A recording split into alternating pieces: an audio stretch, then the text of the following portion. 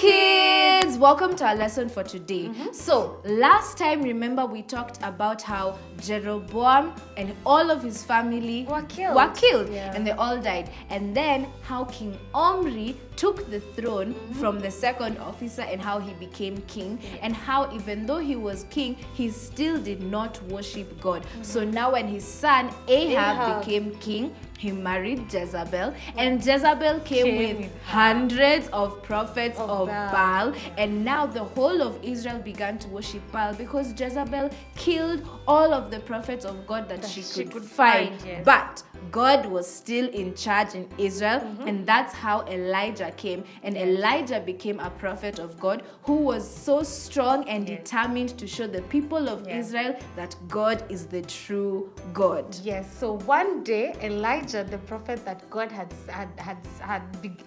chosen. Yes. So one day the prophet that God had chosen, whose name was Elijah, decided to go to King Ahab. So he went to King Ahab and he was very angry because of the worship of idol gods and the Baal. So he went and told King Ahab, I tell you that by the name of my God, you will know that there is a God in Israel. So it will not rain for 2 years. For more than 2 years. There will be no rain in Israel. There will be no rain in Israel for more than 2 years. Yes. And no rain will fall, not even one drop until I say. Yes. Then you will know that my God is the true God and he still has power in Israel. So after Elijah gave this message to King Ahab and Queen Jezebel, he left the palace. Yes. He left where they were. So he left and he went, and true to Elijah's words, there was no rain in Israel. Anywhere in Israel. Yes, and soon even the plants and everything and the grains, they all began to shrivel and they all began to die. Because remember, Israel was a dry country. Yes. So when there was no rain, it was really, really bad. Yes. So people started to run out of food, and the king and the queen, they became very, very angry and upset with Elijah, and they even wanted to kill Elijah. Yeah, and Jezebel had one of the Baal gods that was supposed to be the god of the rain. So they tried to pray to this god, and they prayed, but still there was no rain. No matter how hard they tried to pray to their Baal gods, there was no rain.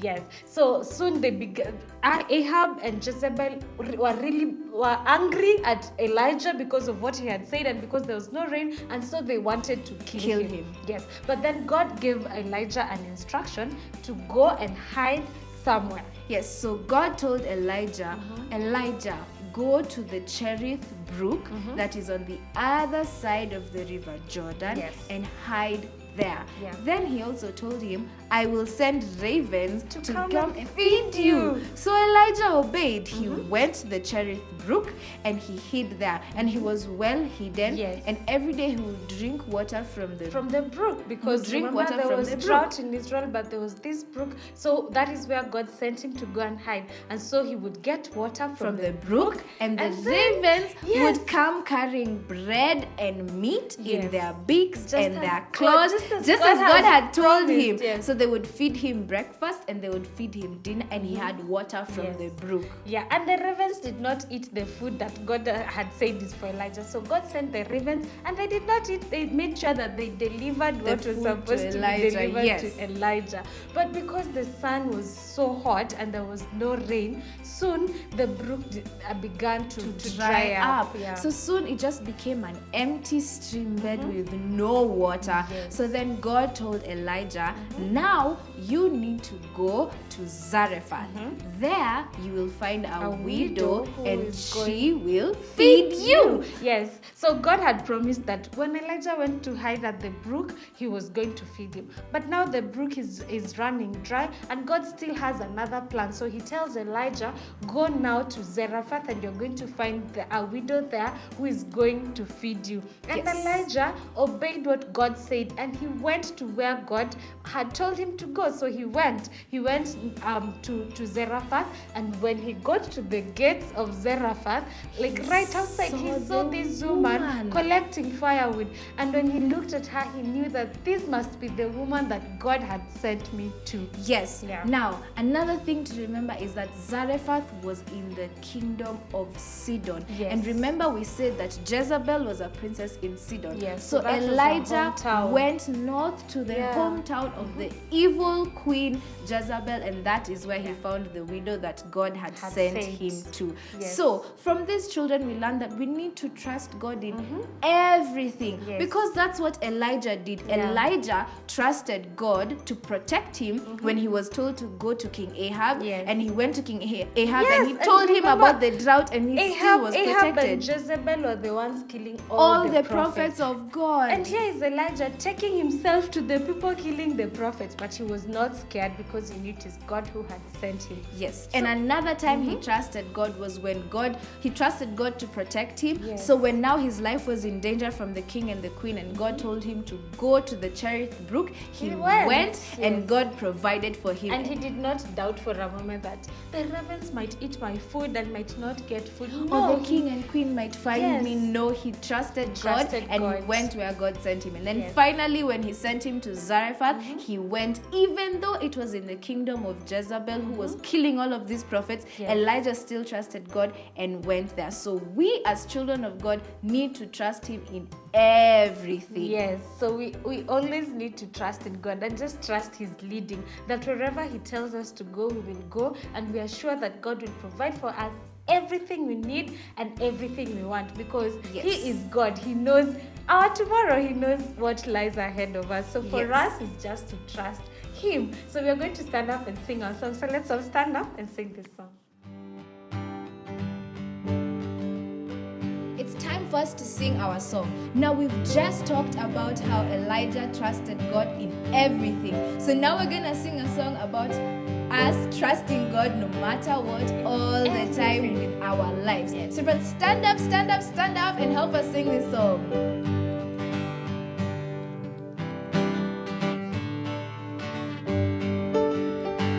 Whether it rains, whether it pours, wherever I go, I will trust you, Lord, in the light of day and in the dark of night. I will trust you, Lord, with all my life. Whether it rains, whether it pours, wherever I go, I will trust you, Lord, in the light of day and in the dark of night. I will trust you, Lord, with all my life. For my hope is where you are. For my hope is where you are. For my hope is where you are. For my hope is where you are. Whether it rains, whether it pours, wherever I go, I will trust you, Lord, in the light of day or in the dark of night. I will trust you, Lord, with all my life. I will trust you, Lord, with all my life. I will trust you, Lord, with all my life. Yay!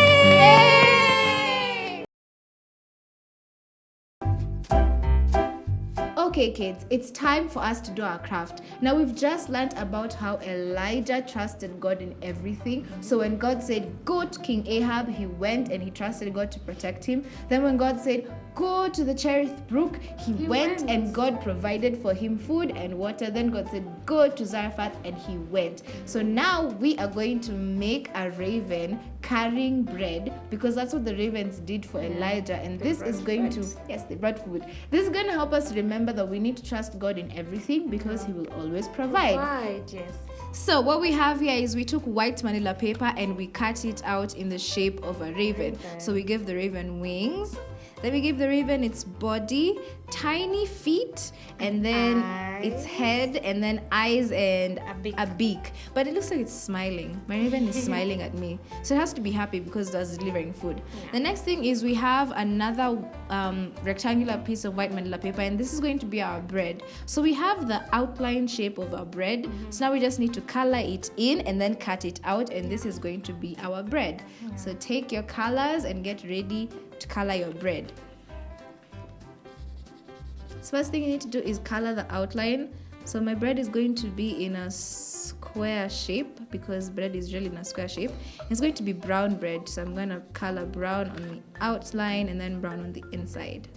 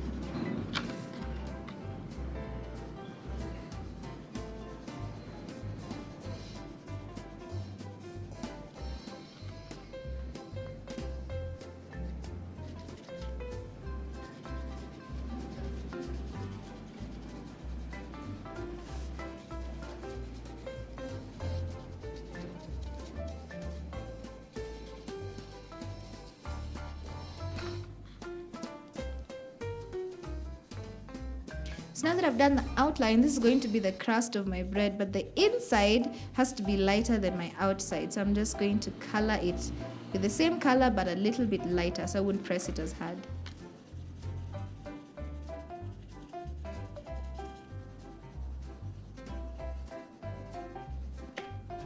Okay, once you've colored your bread, the next thing I want you to do is I want you to write the scripture where we can find this story, and also I want you to write what it is that we need to remember.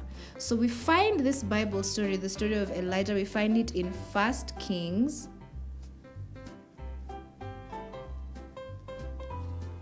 chapter 17. So we're going to write 1 Kings 17 on our bread. And what is this story? This story is about Elijah trusting God.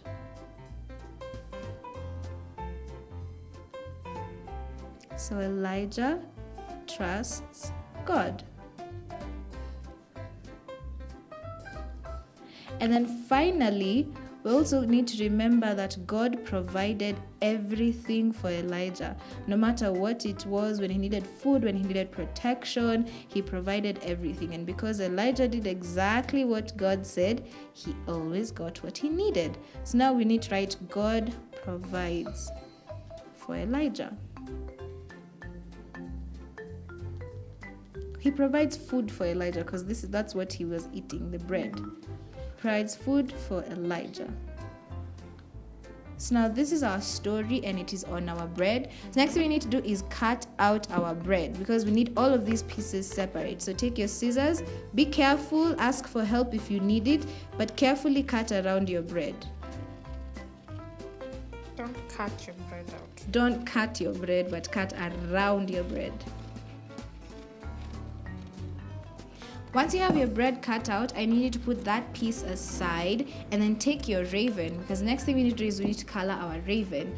So I'm going to color my raven black because that's usually the color of ravens.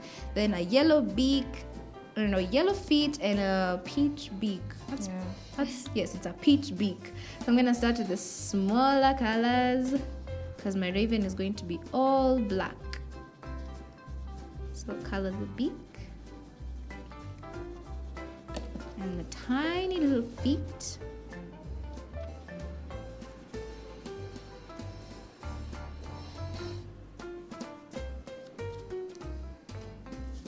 And then the raven. Okay, now that we have a fully colored raven, we need to put all of our pieces together. So first thing I need you to do is I need to put the raven right on top of our bread. Make sure you can still see the raven's feet and you can still see what you've written. Then I want you to take your stapler and staple the raven to the bread. So be careful, ask for help, find the right angle and make sure everything is connected. Staple them together. I think I need one more staple so that my raven doesn't move.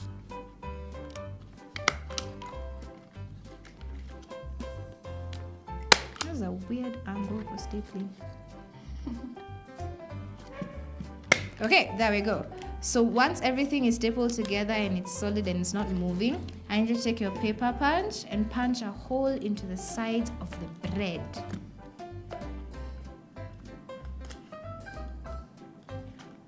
One corner and the other corner. And then you put your ribbon through it. This is just going to help you because now you can hang it somewhere where if you want to hang it, you can put it wherever you want to put it, but now you won't ever lose it. So you'll always remember this story and what happened. So punch your hole, then put your ribbon through the hole and tie a knot at the back.